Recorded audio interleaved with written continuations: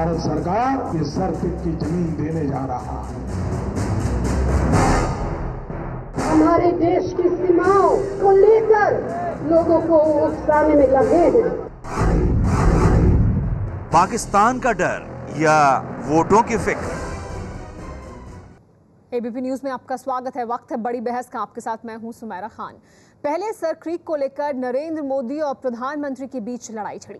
आज सोनिया गांधी और नरेंद्र मोदी की टक्कर हुई। सोनिया ने मोदी पर आरोप लगाया कि गुजरात में सीमाओं को लेकर देश की एकता से खिलवाड़ की कोशिश की जा रही है। पलटवार करते हुए मोदी ने कहा कि वो उकसा नहीं रहे हैं। सर क्रीक जमीन का टुकड़ा नहीं है बल्कि जिगर का टुकड़ा है। सवाल यह है कि मोदी कच्छ के चुनाव से ठीक पहले पाकिस्तान का डर दिखा रहे हैं या उन्हें वोटों की फिक्र है।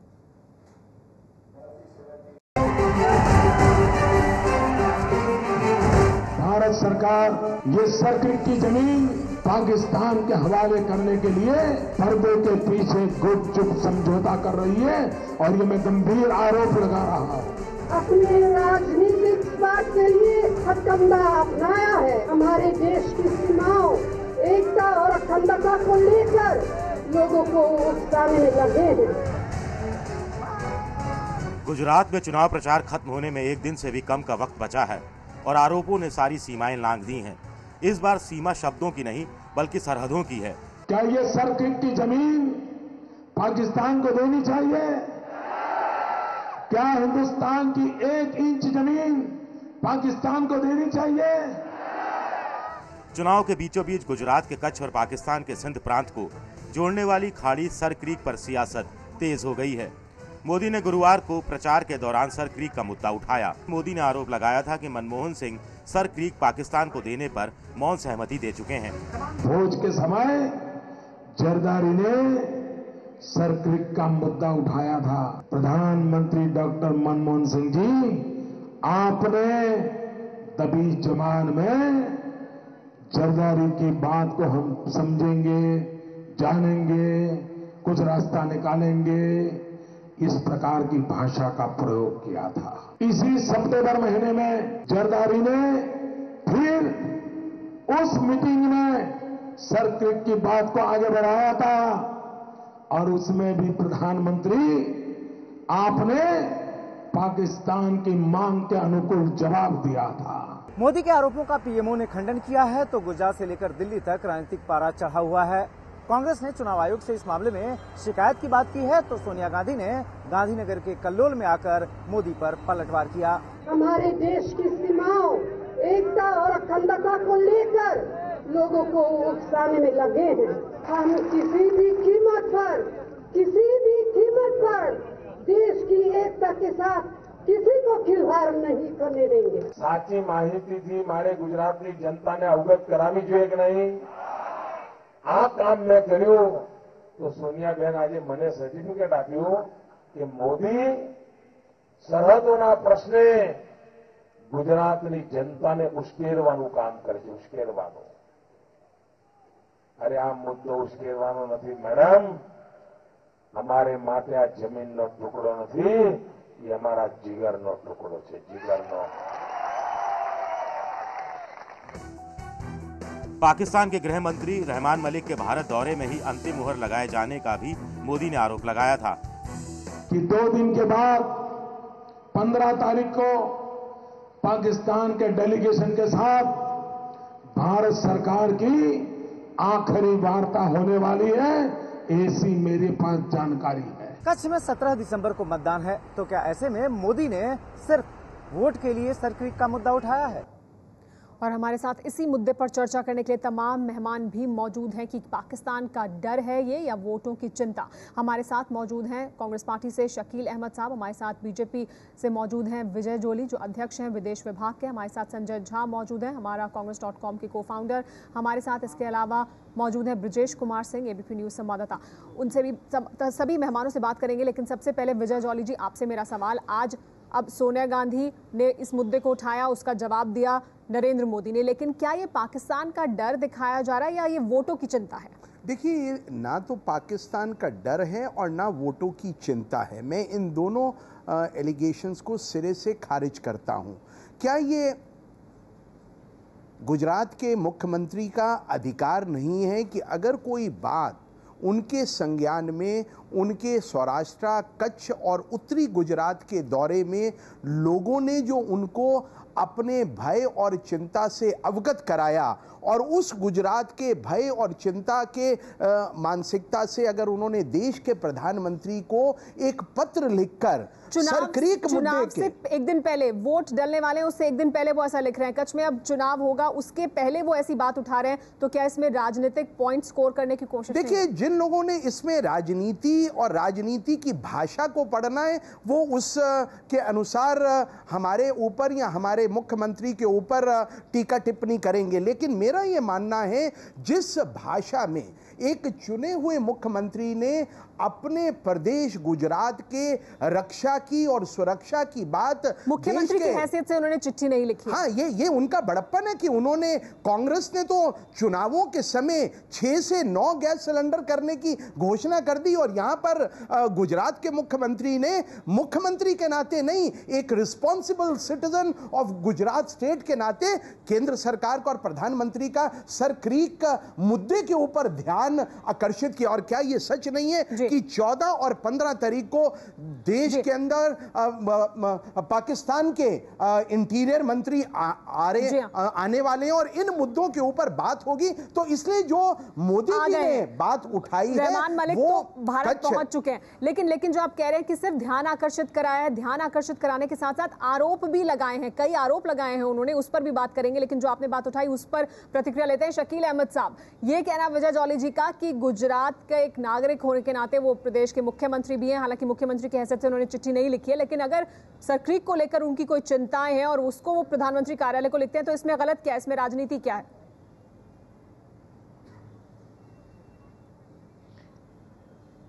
देखिए, जौली जी और नरेंद्र मोदी जी ये दोनों ही अपनी बातों से अपने ही राष्ट्रीय नेतृत्व को इनकम्पिटेंस और अक्षम साबित कर रहे हैं।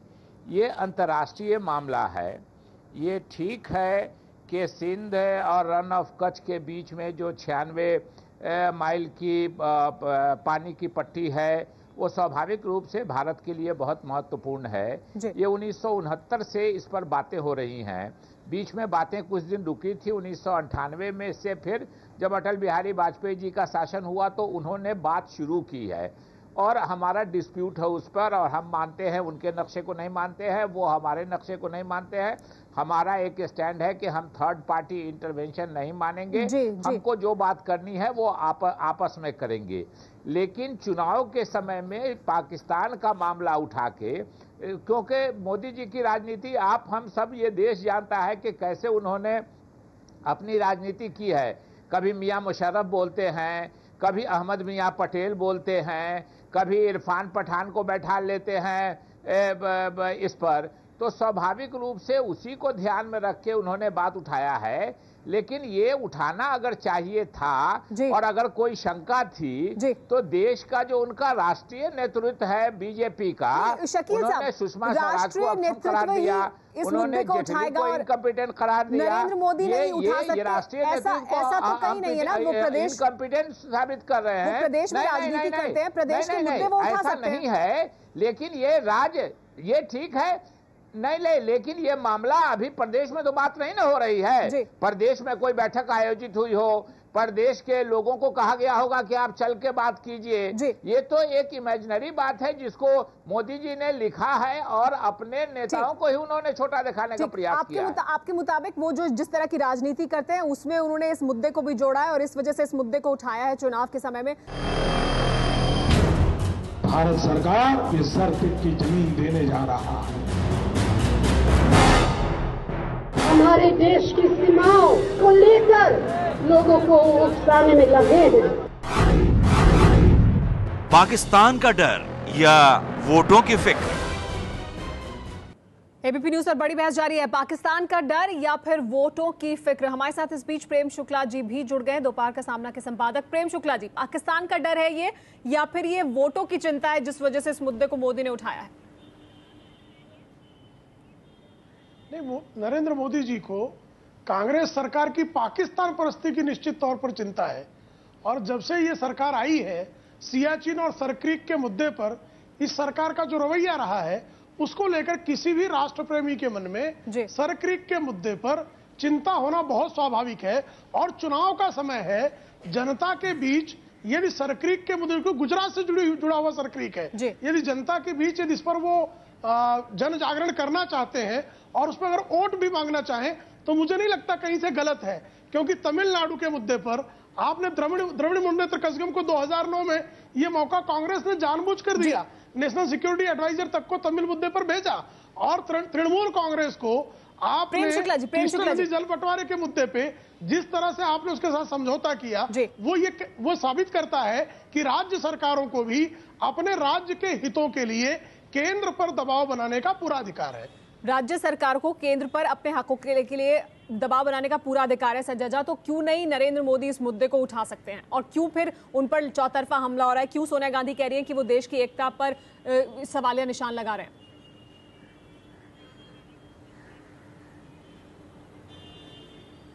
देखिए सुमेरा, सबसे पहले मैं ये बताना चाहूंगा कि जो सुरक्षा या मैं समझता हूँ कि सीमा संबंधी बात हो, जो बहुत ही महत्वपूर्ण और नाजुक एक विषय है, उस पर भारत का कोई भी मुख्यमंत्री, एक राज्य का मुख्यमंत्री प्रधानमंत्री को लिखे और उसके पहले उस बात को मीडिया में या पब्लिक में डाल दे, इससे ज्यादा खेदजनक या दुर्भाग्य बात क्या हो सकता है?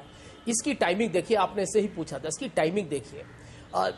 चुनाव अभियान के बीच लोग बढ़ा चढ़ा के बोलते हैं, ये स्वाभाविक है, हम मानने के लिए तैयार हैं।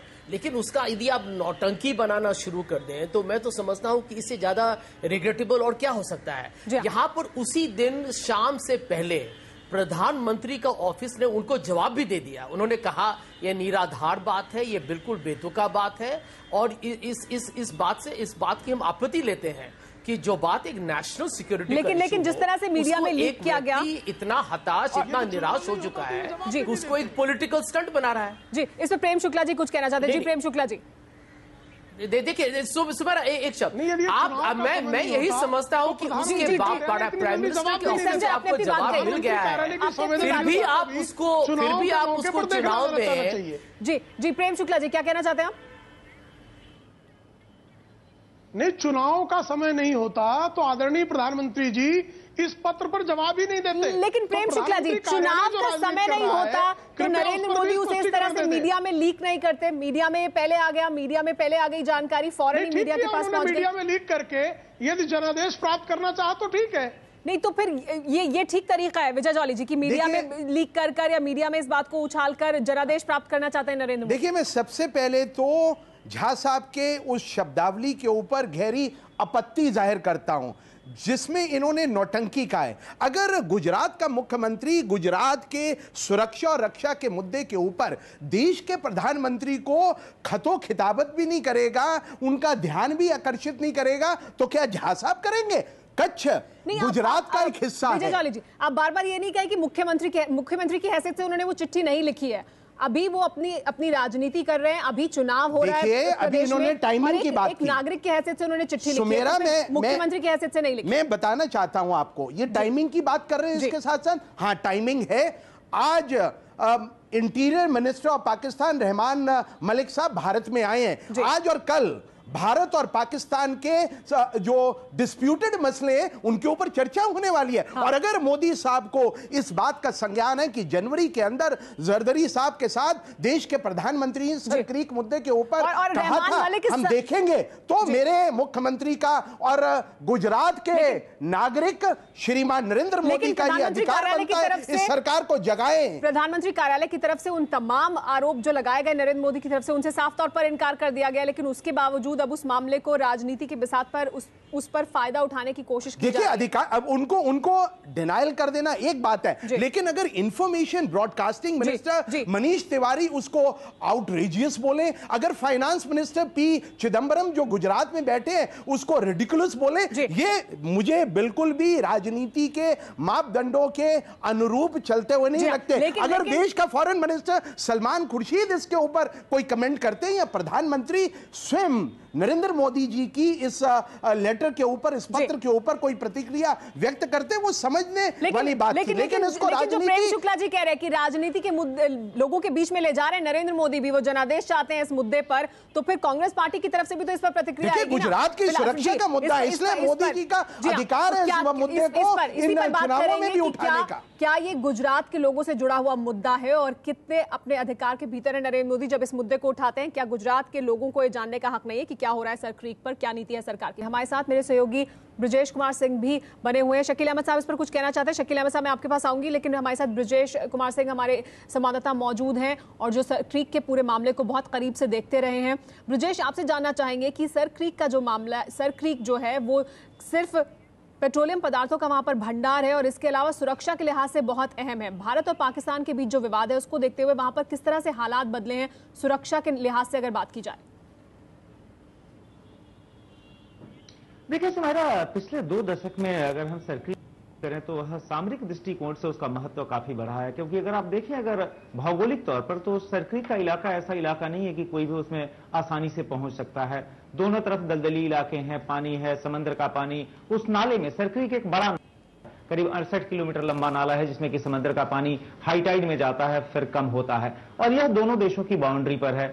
अब जो बहस लगातार रही है कि आखिर वह जो बाउंड्री हो वह सरक्रीक का मिड स्ट्रीम, यानी जो सरक्रीक जो नाला है उसके बीच का जो पैच है, जो मध्य रेखा है, उसको बॉर्डर माना जाए। लेकिन पाकिस्तान ये कहता है कि नहीं, जो ईस्टर्न फ्लैंक है उसे जो है सो बॉर्डर माना जाए, और इस तरीके से पूरा का पूरा सर्किट जो है अगर पाकिस्तान के दावे को माना जाए तो पाकिस्तान में चला जाएगा। जाहिर है इसके लिए भारत तैयार नहीं है। लेकिन चूंकि इस मुद्दे पर तनाव पिछले 3 दशक में लगातार बढ़ता रहा है, तो ऐसे में पिछले 1 दशक में, और खासतौर पर अगर हम 26/11 के मुंबई हमलों की बात करें, तो सर्किट की सुरक्षा की जिम्मेदारी बॉर्डर सिक्योरिटी फोर्स पर है, जो उसका वाटर विंग है, जो कि खासतौर पर ट्रेन किया गया है के लिए, इसके डोमिनेशन के लिए। उसने एक खास जो क्रीक कमांडो, क्रीक क्रोकोडाइल्स करके जो पूरी कमांडो बटालियन यूनिट है वो रेज की है, और वह उस सर्किट के इलाके में लगातार डोमिनेशन करती है। उधर पाकिस्तान की तरफ से भी जो पहले रेगुलर पाकिस्तान रेंजर्स उधर डिप्लॉय होते थे, उनकी जगह अब जो उनकी बड़ी इलीट यूनिट है पाकिस्तान मरीन, वो उधर से उसको डोमिनेट करती है। तो यह जो मुद्दा है, चूंकि आप देखें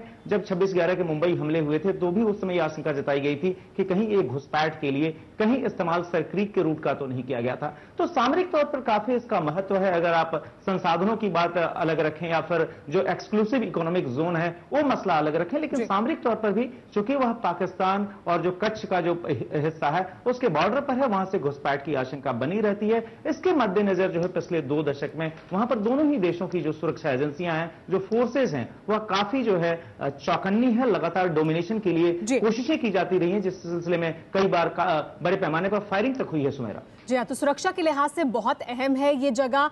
शकील अहमद साहब, सुरक्षा के लिहाज से अहम है। यहाँ पर यह भी कहा जाता है कि यहाँ पर पेट्रोलियम पदार्थों का भंडार है। इसके अलावा गुजरात से का क्योंकि ये मामला है, तो अगर नरेंद्र मोदी इस मामले को उठाते हैं और अगर चुनाव के बीच में वो इस मामले को उठा रहे हैं, तो इसमें क्या गलत है? नहीं, देखिए यही गलत है कि उन्होंने चुनाव के बीच में उठाया है, इसलिए ऐसी कोई बात अभी नहीं हो रही है। पिछले 3 दशक से मामला है, अभी कोई इमीडिएट कोई ऐसी इशू नहीं था जो इस मामले को उठाया जाता। नरेंद्र मोदी जी का बॉडी लैंग्वेज आप देख रही होंगी, इस चुनाव के बीच में वो डरे हुए हैं। तो पाकिस्तान से डरा के अब गुजरात के मतदाताओं का वोट वो अपने नाम से चाहते हैं।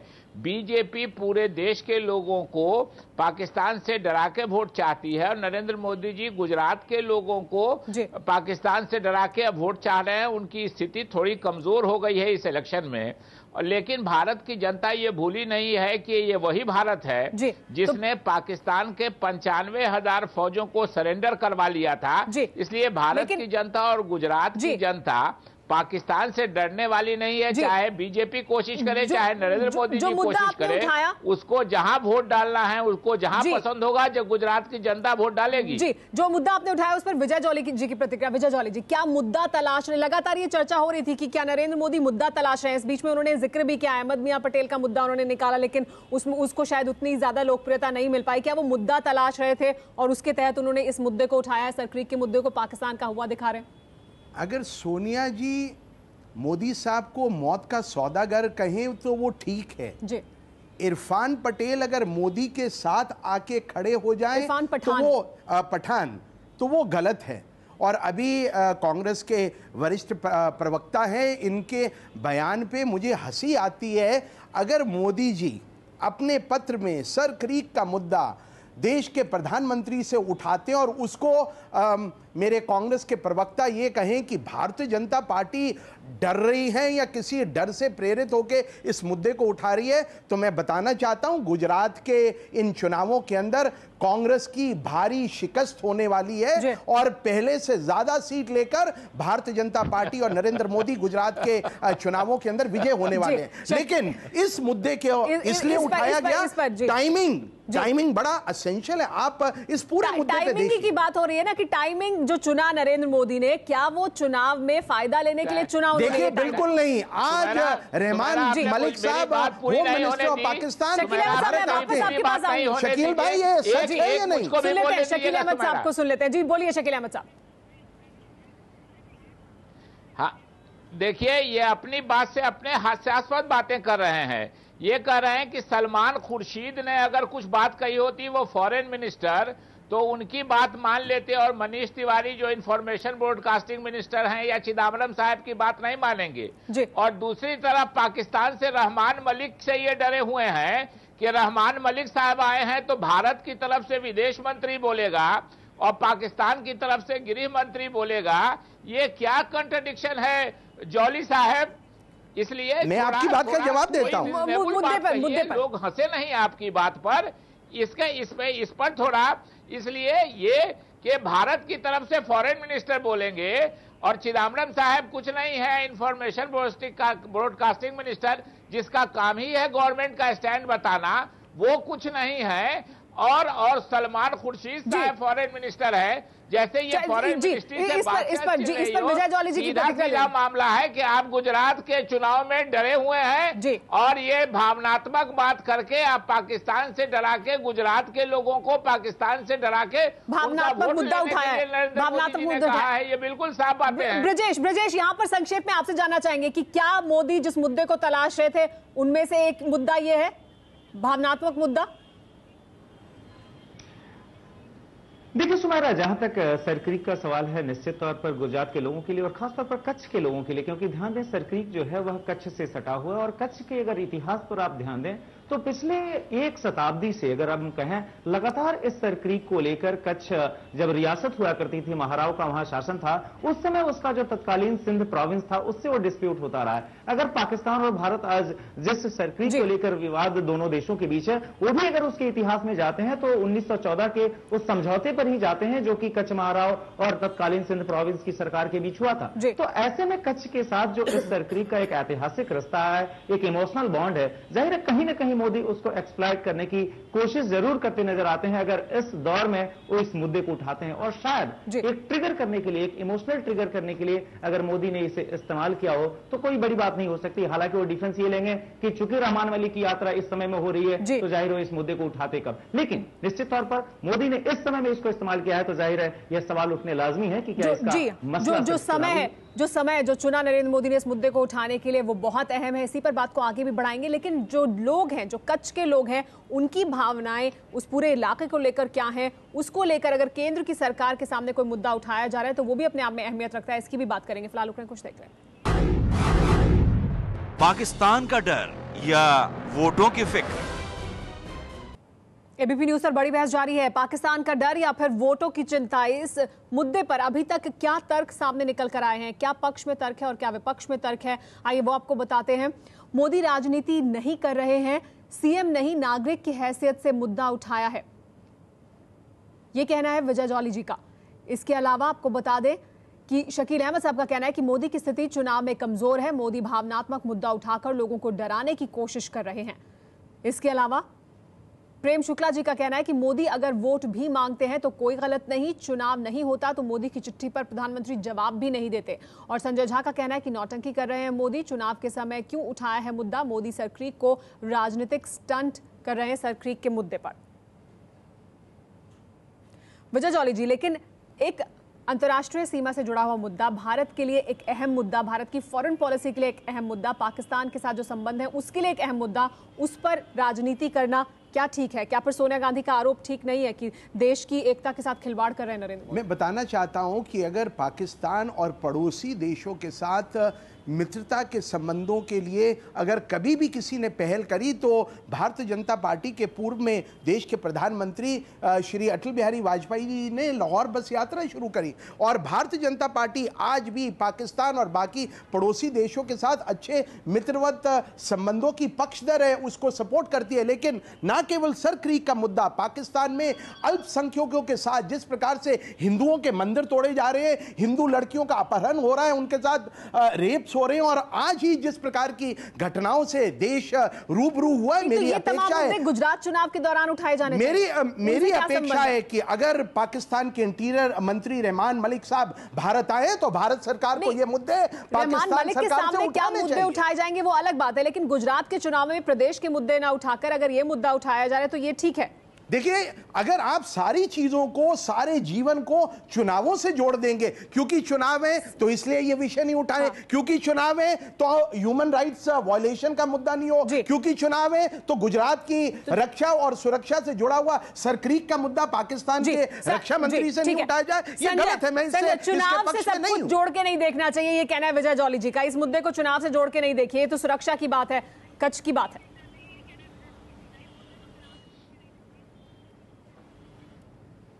सुमेरा, मैं फिर से ये दोहराना चाहूंगा कि बहुत ही खेदजनक बात है कि एक व्यक्तिगत अभिलाषा और लोभ, एक हताश व्यक्ति के लोभ के कारण आज देश की सीमा सुरक्षा जैसे नाजुक विषय को, जिस पर प्रधानमंत्री ने पूरा जिम्मेदारी लिया है, और इसके बारे में कोई सीमा के साथ कोई सौदेबाजी करता है। ये गुजरात के बारे में बात नहीं है, भारत हम लोग सब एक हैं।